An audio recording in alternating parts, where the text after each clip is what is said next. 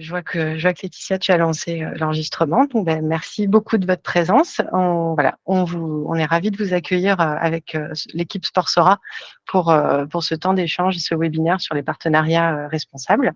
À titre, voilà. Pour commencer, je vais vous dire quelques mots sur qui nous sommes avant de passer la parole à Sporsora. Donc, IPAMA, nous, on intervient au cœur des écosystèmes événementiels, donc que ce soit culture, musique, sport, tourisme, événements professionnels, avec l'objectif d'accompagner les événements pour qu'ils soient plus engagés et, dans leur transition écologique et sociétale. Donc, on fait des accompagnements sur les stratégies RSE. On a des activités aussi, on accompagne à travers des formations, à travers la préparation à tout ce qui est certification ISO 20121, mais aussi à d'autres certifications type B Corp. Voilà. Et puis, on est nous-mêmes une entreprise engagée, puisqu'on est agréé et juste. Donc, on est une entreprise de l'économie sociale et solidaire. On est certifié B Corp. On participe aussi au 1% pour la planète. Enfin, voilà, on a nous-mêmes des engagements au-delà des accompagnements qu'on fait. On essaye de se l'appliquer un minimum à nous-mêmes aussi. Voilà rapidement, on est une équipe une dizaine de consultants et consultantes en interne, plus les fonctions support et tout ça. Et on travaille avec un réseau d'experts et de formateurs et de partenaires pour enrichir nos accompagnements, trouver les spécialistes pour adresser tous les sujets qu'on nous propose. Et parmi notre écosystème, eh bien voilà, il y a notamment Sporsora, avec lequel on a identifié donc un besoin de réfléchir ensemble sur le sujet des partenariats du sponsoring responsable. Donc voilà, est né de là un projet de formation et qu'on a structuré et qu'on vous présentera rapidement au cours de ce webinaire aussi. Donc parmi l'équipe, il y aura Caroline tout à l'heure qui se présentera aussi, qui est notamment pilote sur cette formation. Voilà. Je te passe la parole, Magali, peut-être, et Lucas. Je vous passe la parole pour Sporsora. Oui, merci beaucoup. Donc, Sporsora, effectivement, nous sommes partenaires donc avec IPAMA pour vous présenter aujourd'hui ce module de formation. Pour ceux qui sont là et qui ne connaissent pas Sporsora, donc nous sommes une association dont la mission est de penser et influencer le développement responsable de l'économie du sport. J'insiste sur le responsable puisque nous avons eu la chance d'être accompagnés justement par IPAMA dans notre stratégie RSE assez récemment, et ce sont des sujets qui nous animent depuis très longtemps, puisqu'on avait écrit une première charte du partenariat sportif responsable il y a déjà 10 ans chez Sporsora, mais que ce sont des sujets qui sont très importants pour nous. Et c'est dans ce cadre-là aussi que l'on a imaginé cette collaboration. Donc, Sporsora, nous avons 29 ans d'existence. Nous fédérons en fait les acteurs de l'économie du sport. C'est à peu près aujourd'hui 280 entités membres, des grandes marques partenaires du sport, des détenteurs de droits sportifs, des agences de marketing sportif, des enceintes et arénas, des médias, des cabinets d'avocats, des ONG, des startups. Voilà, nous fédérons cet écosystème-là auquel nous proposons un certain nombre d'activités, donc des événements et puis des travaux en collège et en commission. Je crois que voilà les 4 principaux types d'activités de Sporsora. Donc, une quarantaine d'événements sur l'année, sur des grandes tendances, sur des grands sujets qui concernent l'économie du sport. Des collèges où nous faisons travailler nos membres par métier, par typologie de métier, mais aussi dans des commissions sur des sujets qui sont transverses. Et donc, on a une commission engagement responsable pour traiter de façon spécifique de ces sujets-là qui sont essentiels aujourd'hui pour l'économie du sport. On offre des services à nos membres et c'est dans ce cadre-là aussi qu'on a envisagé cette collaboration pour améliorer l'offre de services à nos membres et puis à d'autres qui ne sont pas forcément membres de Sporsora, mais qui sont dans cet écosystème du sport. Et puis, 4e type d'activité, nous avons des actions de lobbying sur des sujets directement liés à l'économie du sport et à quelques freins que rencontre le modèle économique du sport en France. Voilà, je crois que c'était ce qu'on attendait de moi, que je vous dise très, très rapidement ce qu'est Sportsora. Je vais passer la parole à Lucas. Je crois que c'est plutôt vous qui allez prendre le relais et moi ensuite, c'est ça? Oui, c'est ça, c'est ça. Je vais passer la parole à Caroline pour qu'elle puisse se présenter, puisque c'est toi qui vas après animer ce temps. Bonjour à toutes et tous. Donc, je m'appelle Caroline Durand-Gasselin, je suis consultante senior chez IPAMA. C'est moi qui vais avoir en charge un peu le développement du contenu de cette formation et son animation. Très rapidement, ce que j'ai fait dans ma vie et ce que je fais maintenant chez IPAMA. Donc, j'ai eu un peu d'expérience avec, on va dire, l'événementiel sportif et l'événementiel d'affaires en travaillant à la fois à l'UEFA pendant l'Euro 2016, au World Economic Forum pour l'organisation du Forum de Davos et un petit peu dans différentes institutions avant, toujours avec le fil rouge du développement durable, de la RSE et de l'intégration de ces bonnes pratiques de durabilité dans ces activités. Et j'ai rejoint IPAMA en 2020 et depuis, aux côtés de l'équipe, voilà, on accompagne aux démarches de responsabilité sociétale les acteurs de l'événementiel, notamment des comités d'organisation de grands événements sportifs, des prestataires, des agences. Alors, moi, de mon côté, plutôt dans le milieu sportif, dans le milieu des offices du tourisme, des prestataires événementiels, mais également aux côtés de d'autres personnes de l'équipe, des organisations du secteur culturel. Et d'ailleurs, c'est peut-être quelque chose qu'on pourra cadrer ensemble pour la formation en fonction de vos intérêts et des personnes qui s'inscrivent. On pourra orienter cette formation plutôt sur le secteur sport ou plutôt sur d'autres secteurs s'il y a d'autres intérêts parmi les participants. Voilà pour ma présentation rapidement. Et donc, on voulait savoir, vous, qui vous étiez. Et donc, pour cela… Voilà. Comme ça risque d'être un petit peu long de faire un tour d'écran et que voilà, on va faire ça. On vous propose de vous connecter sur un outil qui s'appelle WooClap, que certains d'entre vous connaissent sûrement. Donc, soit en allant sur le site internet wooclap.com ici et en renseignant le code de l'événement tel qu'il apparaît TGARQQ, soit en scannant avec votre smartphone directement le QR code qui s'est indiqué. Ce que je vous signale tout de suite, donc vous allez après avoir un certain nombre de questions au fur et à mesure pour créer un petit peu d'interactivité pendant le webinaire. La première question à laquelle on vous propose de répondre, je vais la passer comme ça, elle devrait s'afficher après. Hop, voilà, vous verrez. Je remets ça pour si certains n'ont pas encore pu se connecter. À chaque fois qu'il y aura une question lancée, n'hésitez pas à recharger votre page sur votre smartphone ou même sur votre navigateur internet, parce que quelquefois, voilà, ça se met en veille d'une manière ou d'une autre. Du coup, ça ne passe pas à la question suivante. Donc, si ça ne fonctionne plus, essayez juste de recharger la page. Voilà. Alors, si tout le monde a pu se connecter, sinon vous mettez un petit message dans le chat et je vous renverrai le lien. Je vous propose du coup de nous dire déjà d'où vous venez, pour qui vous travaillez. Est-ce que c'est plutôt donc le mouvement sportif, les organisateurs d'événements, annonceurs, est-ce que vous êtes étudiant, athlète, voilà. Et après, je te repasserai la parole. Oui.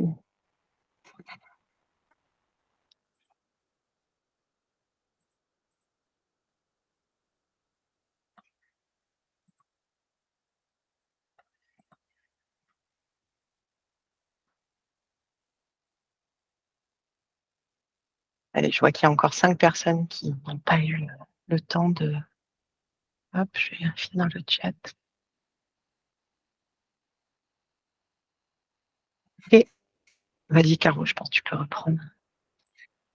Très bien. Eh bien, on a surtout des consultants aujourd'hui. Serait-ce parce qu'on a beaucoup de membres de notre équipe qui sont connectés, mais également organisateurs d'événements, un étudiant ou une étudiante. Bonjour à cet étudiant ou cette étudiante. Et 2 autres personnes. Eh bien, bienvenue à vous et on espère pouvoir répondre à vos questions. Du coup, Marie-Liesse, voilà. Alors, peut-être en intro, pourquoi on voulait réfléchir à cette thématique des partenariats responsables. Et là, je repasse la parole à Lucas, j'ai l'impression. Oui. Effectivement. Oui, comme l'expliquait tout à l'heure Magali, nous, avec IPAMA, évidemment, on a la conviction que le sponsoring a un rôle clé à jouer dans la transition écologique et solidaire et dans la société en général. Et donc, c'est à travers la promotion de valeurs sociétales et environnementales auprès d'un large public, nous, dans le sport qui n'est pas toujours et pas nécessairement sensibilisé à la cause, et aussi par un alignement des engagements RSE des deux parties dans le partenariat. Effectivement, l'objectif, comme la slide le rappelle, c'est de créer une valeur globale plus élevée pour le sponsorisé, pour le sponsor, pour la société, pour l'image des deux partenaires au sponsoring. On peut passer à la suivante. Effectivement, nous, chez Sportsora, c'est dès 2012, dans le cadre de la commission engagement responsable qui est copilotée par Céline Prévost et Benoît Fritsch, que nous agissons actuellement. Cette commission, elle a été créée en 2010. Elle est révélatrice de la volonté de Sportsora d'impulser une prise de conscience et des changements dans l'écosystème du sport. Donc voilà, dès 2012, la charte du partenariat sportif, puis désormais, 11 ans après, on a souhaité republier un document qui permet aux marques partenaires du sport et aux ayants droit de mettre en avant leurs bonnes pratiques et d'inspirer avec des bons exemples. Voilà, ce guide du partenariat sportif responsable, il a pour objectif d'être un recueil de bonnes pratiques et il a vocation à servir d'exemple et surtout à inspirer l'ensemble du secteur, comme l'explique ce petit encart. L'objectif, c'est d'inspirer et d'accompagner, de promouvoir des partenariats responsables, engagés sur des thématiques sociétales et environnementales, dans le but de faire évoluer le secteur économique du sport vers un modèle plus vertueux. Donc, pour ce guide, on s'est basé sur les 17 objectifs de développement durable de l'ONU, que vous voyez sur la gauche de la slide. Et on a décidé de vous expliquer un peu la structure du document. Donc, en 5 grandes thématiques, avec 24 engagements illustrés, on a plus de 80 parties prenantes qui ont contribué à donner des exemples pour le guide. Et donc, on a 60 cas pratiques marquants. Donc, c'est des exemples de partenariats vraiment très concrets qui figurent dans ce document. Donc, pour rentrer plus dans le détail sur les 5 thématiques que ce document comprend, on a en premier lieu construire des partenariats responsables. Donc ça, c'est plus général et on donne ici des exemples de partenariats qui intègrent l'ensemble des parties prenantes, qui engagent des relations de long terme, qui mettent leurs compétences au service du partenaire et d'événements sportifs plus responsables ou encore qui renforcent des partenariats de proximité. La seconde thématique, c'est favoriser la santé, le bien-être et la prévention.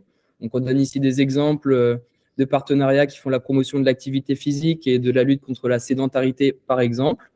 En troisième lieu, la troisième thématique, c'est contribuer à une société plus juste. Donc ici, on a des exemples de contrats de sponsoring qui soutiennent le handisport, le sport féminin ou encore qui font la promotion d'actions permettant la mixité sociale.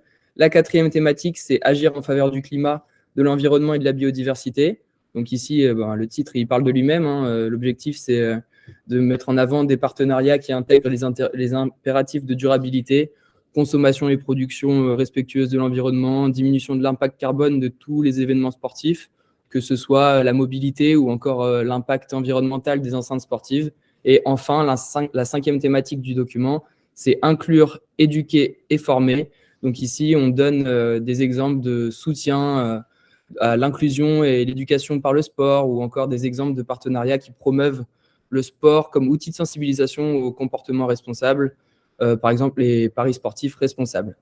Donc en fait, ce guide, on donne aussi des étapes indicatives qui permettent aux lecteurs de se situer et de recevoir des bons conseils dans l'élaboration et dans la stratégie de partenariat sportif responsable. Et effectivement, l'objectif en premier lieu, c'est de donner des idées, d'impulser des idées pour les marques qui ne sont pas encore dans le sport et qui souhaiteraient s'y investir. Surtout quand on sait un peu l'impact que ça peut avoir de s'engager dans des partenariats responsables. Ça donne une bonne image de marque, ça donne une marque employeur qualitative qui peut permettre d'attirer des talents et même ça permet de remplir ses objectifs RSE au global pour l'entreprise. Et en second lieu, ça peut aussi permettre à des marques qui sont déjà partenaires du sport de perfectionner leur partenariat pour les rendre plus durables encore en intégrant les bons conseils et aussi en s'inspirant des autres cas pratiques qui figurent dans ce document. Voilà, donc si vous voulez lire plus en détail ce document, je vous laisse scanner le QR code. Il vous renverra directement vers le guide pratique du partenariat sportif responsable. Donc, en fait, vous l'avez compris, cette formation, elle sera aussi basée sur ce document et on reprendra certains bons exemples qui sont très pédagogiques et qui vous permettront d'avoir une idée plus concrète de ce que peut être un partenariat responsable. Merci beaucoup. Et vous le retrouvez aussi sur votre site internet si jamais vous n'avez pas pu scanner facilement le QR code. Effectivement, il figure un peu en première page du site Sportsora en ce moment. Voilà. Caroline, on te redonne la parole. Oui. Alors du coup, pour compléter un peu cette intro et rentrer dans le vif du sujet, pourquoi de la formation? Pourquoi on a voulu faire cette formation? Sa raison d'être, c'était que avec Sportsora, on voulait questionner et faire avancer les acteurs de l'économie sur le rôle du sponsoring dans l'évolution de la société vers des modèles plus soutenables. Réfléchir à comment faire du sponsoring un outil d'aide à la transition écologique et solidaire, comme on disait, qui peut créer de la valeur pour les deux parties et pour la société, et identifier des pratiques concrètes permettant d'intégrer la RSE au cœur des partenariats. Bref, l'envie étant de préparer ensemble, avec vous, les partenariats de demain. Et donc, sans transition, une petite question pour l'audience. S'il y avait un sujet, vous, qui vous trotte un peu dans la tête concernant les partenariats responsables, et s'il y avait une question à laquelle cette formation pourrait aider à répondre, qu'est-ce que ce serait? Vous avez 1 minute, hein, pas 2 heures. Est-ce qu'il y a des questions particulières que vous vous posez en lien avec les partenariats responsables, à laquelle cette formation pourrait aider à répondre? Donc, vous pouvez utiliser, comme tout à l'heure, le WooClap pour.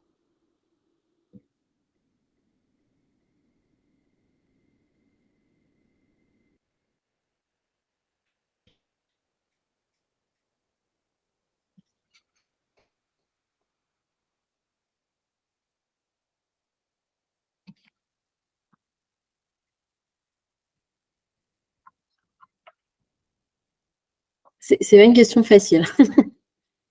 On n'est pas étonné que ce soit pas si facile de trouver une idée.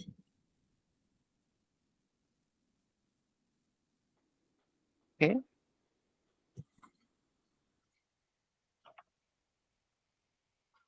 Allez, le temps de taper aussi. C'est vrai que sur le téléphone. C'est clair.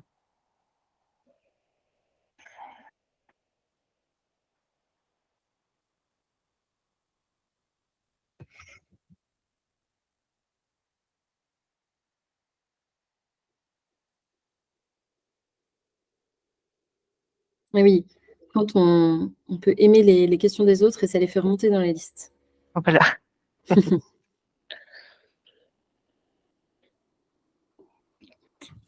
Il y a des beaux sujets. Oui, il y a des beaux sujets. Voyons voir un peu s'il y en a qu'on aurait pu, à côté desquels on aurait pu passer en faisant la formation. Alors, il y a encore temps. On ne vous arrête plus là, on ne vous arrête plus. C'est très bien, c'est très bien. Alors, transformer le sponsor en acteur de l'engagement de mon événement. Beau programme. Oui, donc ça, effectivement, on est dessus, on va le traiter. Comment basculer dans une autre façon de réfléchir son partenariat? Absolument.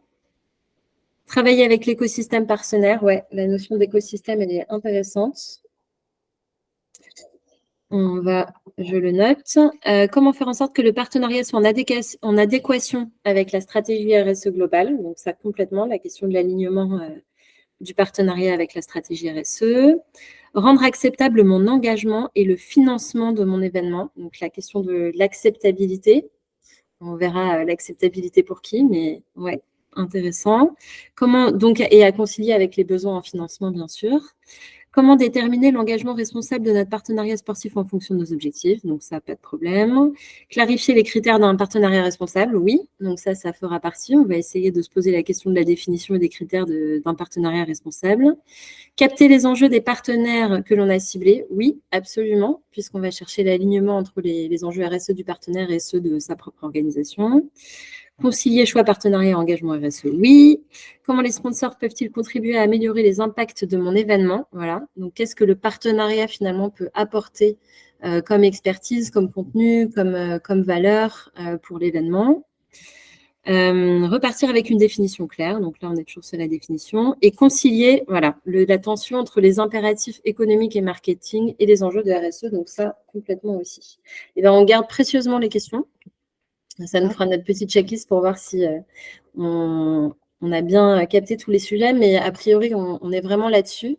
Donc, peut-être, voilà, les 4 questions fortes qu'on avait, nous, ciblées, c'était comment le sponsoring doit s'adapter à l'urgence, finalement, qui caractérise la société de la transformation écologique et solidaire, comment il peut être un levier d'innovation et contribuer à la transformation des modèles via l'activation, via l'engagement du partenaire. Comment, justement, on peut avoir un alignement entre les valeurs de l'organisation, sa stratégie RSE et les attentes de l'écosystème, et avec toujours l'objectif de créer une valeur ajoutée forte pour les marques, les sponsorisés et la société en général. Alors, on va rentrer un peu plus dans le vif du sujet avec la section suivante.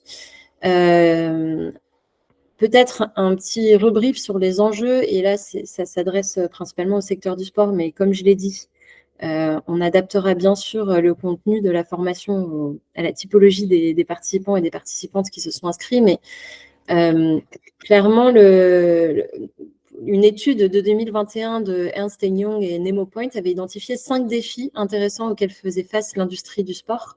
Et c'est un peu valable dans l'industrie du divertissement de façon générale.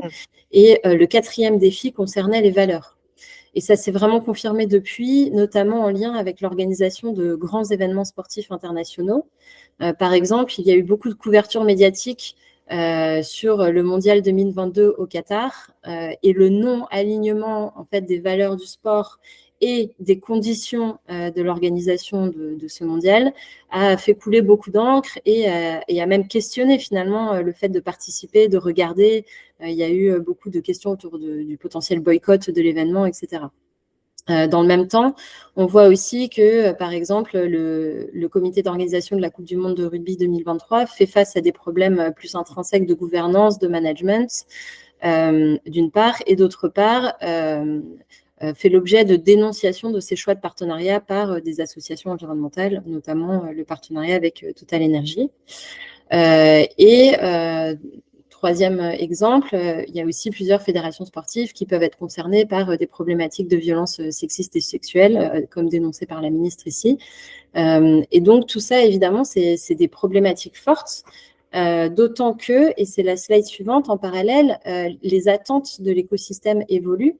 Les fans, et là, c'est valable en matière de sport, mais c'est valable en fait dans tout l'écosystème événementiel, les attentes des participants, des visiteurs, évolue. Et là, par exemple, on a un chiffre qui est ressorti dans une étude de Havas Sport, que 66% des fans étaient prêts à aller jusqu'au boycott d'une marque ou d'un événement qui refuserait de s'engager dans un programme environnemental. Bon, évidemment, entre la théorie, comment dire, le discours et la pratique, il y a souvent un écart, mais quand même, c'est un chiffre assez fort, 2 tiers. Et d'autre part, on voit aussi des athlètes, parfois des artistes, qui s'engagent et qui décident de rompre des partenariats ou d'aligner leurs partenariats avec leurs valeurs, comme on l'a vu avec Antoine Griezmann, qui a rompu son contrat avec un géant des smartphones, qui était accusé de participer à la surveillance des Ouïghours.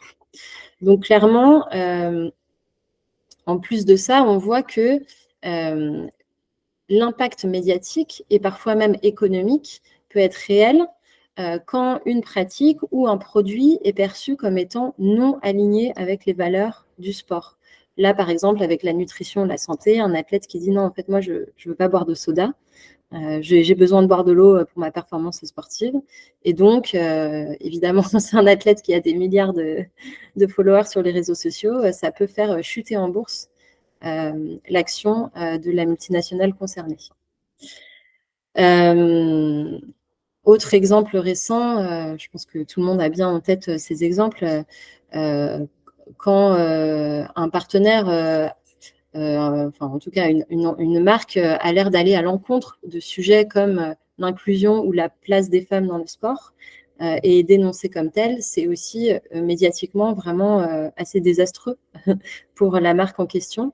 Et donc, la conséquence de ça, c'est qu'il faut absolument aligner les pratiques avec les valeurs de façon à montrer une cohérence globale et pouvoir continuer d'attirer les jeunes générations qui sont de plus en plus exigeantes, mais aussi continuer de faire du sport et de l'industrie du spectacle en général, vraiment des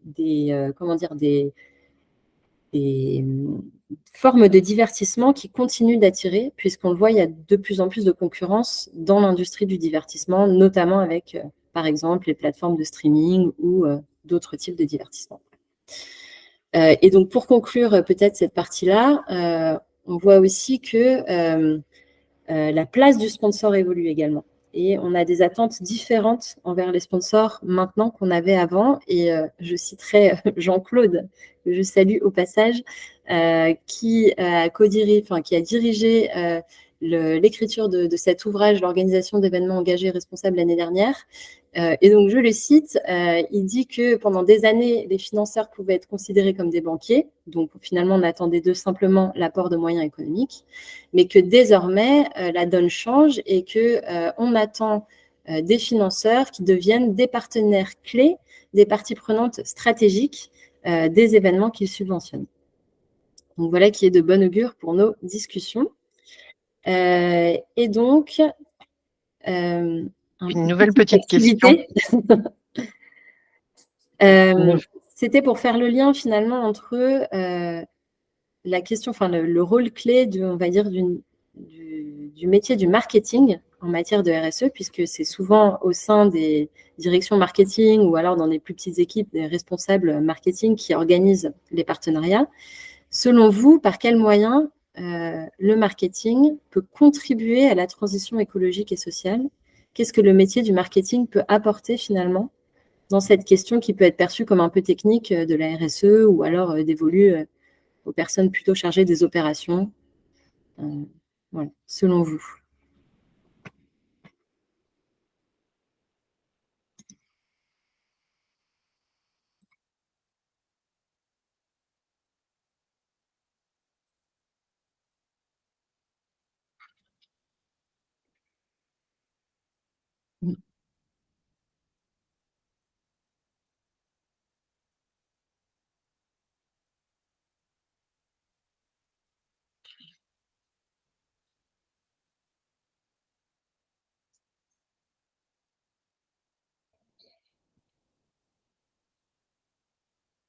Je vais mettre comme ça, ce sera plus Ouais, lisible. c'est ça. C'est moins sexy, mais au moins on peut lire. Voilà, c'est ça. Plus efficace. Alors,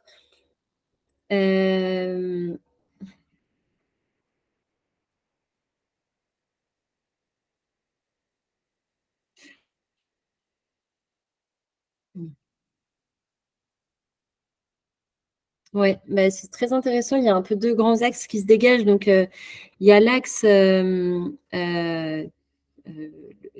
changer les imaginaires, on va dire, convaincre les acteurs de l'écosystème à engager la transition, sensibiliser au sujet de transition, positionner la sobriété comme quelque chose qui fait envie, inspirer, voilà, retravailler les imaginaires, premier axe. Et ça, vraiment, c'est du ressort du marketeur en général ou de la marketeuse. Et deuxièmement, peut-être un rôle plus interne qui est voilà, proposer exactement une narration, une histoire en fait, raconter des histoires qui sont désirables pour les publics. Et donc, deuxième rôle peut-être du marketing, plutôt en interne, c'est de valoriser les engagements qui ont déjà été pris, de fixer des conditions d'engagement avec la direction RSE et le faire valider par, j'imagine, la direction de l'organisation. Passer de la promesse à la preuve aussi. Donc, tout ça, c'est des choses qu'on va aussi voir dans la formation, c'est-à-dire le rôle du marketeur pour raconter une histoire qui fait envie et le rôle du marketeur pour finalement intégrer de façon vraiment robuste les enjeux de RSE dans la création et dans tout le cycle du partenariat. Et donc, c'est un peu ce qu'on mettait dans la slide suivante. Le conseil scientifique de l'ADTEM, qui est une organisation professionnelle de responsables marketing, voilà, qui a écrit un manifeste et qui a théorisé finalement que le marketing doit se saisir de la RSE pour en apporter une lecture orientée consommateur. Et ça, c'est vraiment intéressant. Et que les sujets RSE ne devraient pas seulement être animés par des experts un peu trop techniques, on va dire de l'environnement ou d'autres sujets, mais aussi bien par des personnes capables de construire une vision holistique du sujet et un narratif autour de ces sujets-là. Donc, c'est ça qui est très intéressant aussi de prendre en compte quand on parle du marketing et des partenariats responsables. Peut-être dernier tout petit slide, parce qu'après, il faut qu'on enchaîne. Juste en termes de volume, là, on a une comparaison entre le volume financier de l'industrie du sponsoring sportif sorti d'une étude que Sportsora avait fait il y a 2 ans. Donc, c'est un marché de 2,5 milliards d'euros. À mettre au regard, par exemple, des fonds alloués par le plan France Relance pour la transition écologique qui est de 30 milliards. Donc, finalement, si on redirige une grande partie des 2,5 milliards, on n'est pas loin des 10% du budget de France Relance pour la transition écologique. Donc, il y a quelque chose d'intéressant à faire si les volumes de sponsoring s'alignent avec les objectifs de la transition écologique. Le sponsoring sportif a un rôle à jouer qui est vraiment pas négligeable et une contribution à apporter très intéressante en termes de volume.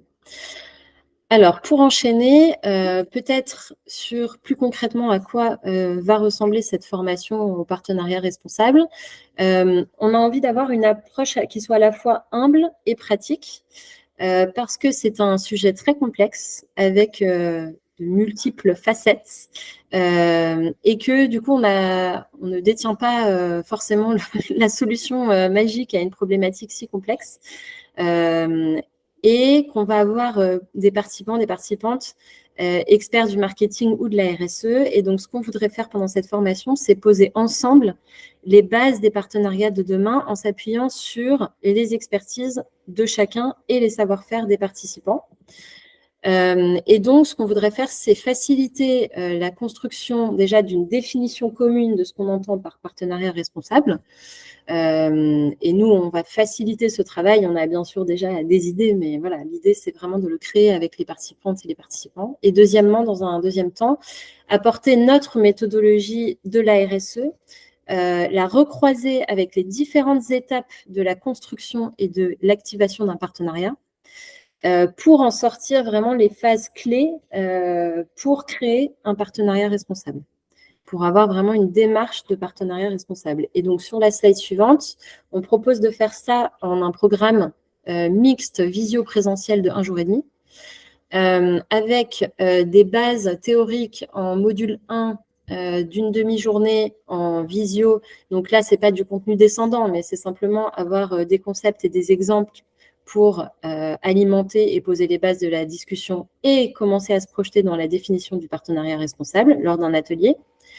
Et ensuite, en module 2, vraiment des mises en pratique. Alors, évidemment, la présentation un peu plus en détail du guide pratique dont Lucas a parlé tout à l'heure, de Sportsora dont Lucas a parlé tout à l'heure, et vraiment des mises en pratique autour de ce que peuvent être les différentes étapes de la construction d'une démarche de partenariat responsable pour aboutir à, voilà, à quoi pourrait ressembler votre prochain partenariat responsable et quelques concepts également pour aller plus loin, notamment sur l'analyse de risque, les concepts de valeur globale et l'idée d'avoir une politique de financement.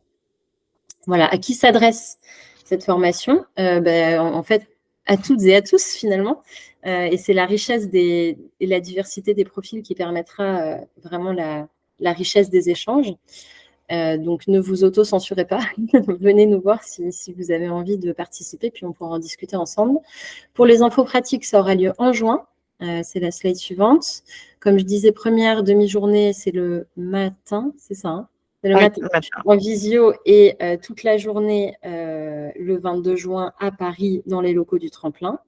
Voici les tarifs, voici le lien vers le formulaire d'inscription et j'ai déjà bien trop parlé, donc je laisse peut-être la dernière petite activité. On en a finalement, ça reboucle un peu avec ce qu'on avait dit, mais est-ce que voilà, il y a un sujet ou une thématique spécifique que là, vous avez l'impression n'aurait pas été présenté dans cet échange ou dans le programme et qui, selon vous, devrait absolument être intégré dans le contenu de la formation.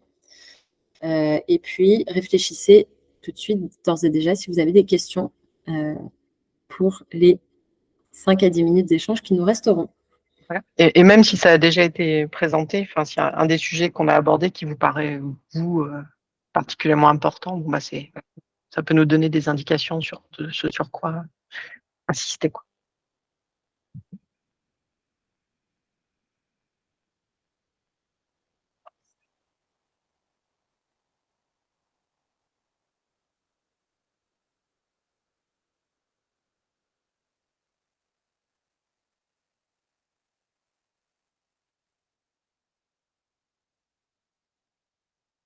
Alors, je le remets, hop, pardon. Voilà.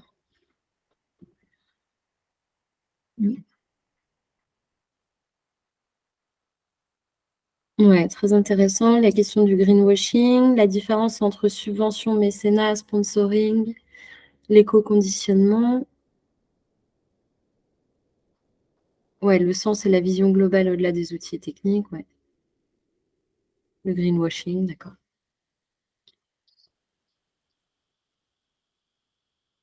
Ok.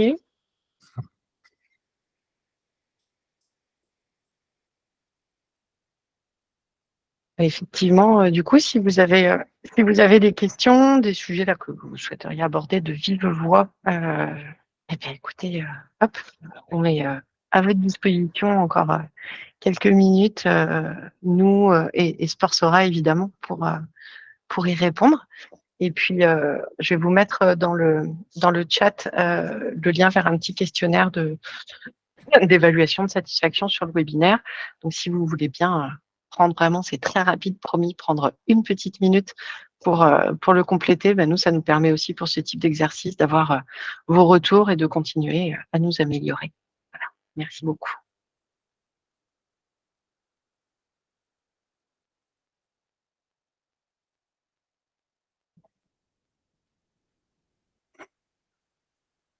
Vous pouvez oser poser des questions parce que le dernier webinaire qu'on a fait, j'ai des gens après qui m'ont dit « Ah, mais j'ai pas osé ». Donc, oui, vas-y Delphine, je t'en prie. Juste pour savoir, vous avez évalué un peu la fréquence des formations que vous allez faire dans l'année ou là, comment… Ouais. Alors, il y en aura une cette année, Ouais. au mois de juin. Après, le calendrier Sportsora est peut-être un petit peu serré sur le deuxième semestre, mais il y en aura une, du coup, je pense, tout début 2024, d'après les échanges qu'on a eus avec Magali et Lucas. Lucas, je dis pas de bêtises. Effectivement, pour 2023, c'est un peu compliqué et on envisageait de refaire une session début 2024. En gros, si vous êtes intéressé, il faudra soit être patient, soit profiter de la première session.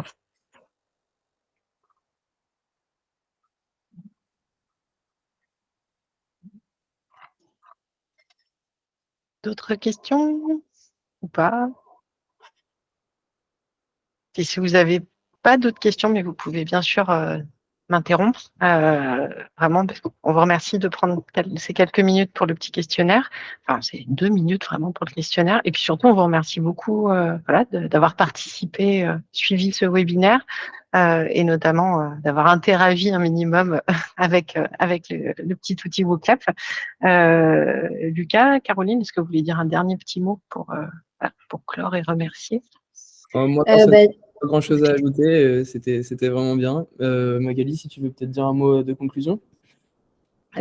Oui, moi j'aimerais bien dire un mot de conclusion pour dire combien combien ce sujet est important pour le secteur du sport, combien nous sommes convaincus qu'il est essentiel et qu'il représente surtout une opportunité en fait pour les acteurs du sport, qui ne doit surtout pas être vécu comme une contrainte, mais bien au contraire pour une opportunité, à la fois pour les marques et on l'a dit, avec des parties prenantes qui sont de plus en plus exigeantes, et le sport est certainement la seule activité, passion qui est à la fois partagée par autant de Français et qui permet d'adresser autant d'enjeux sociétaux, environnementaux.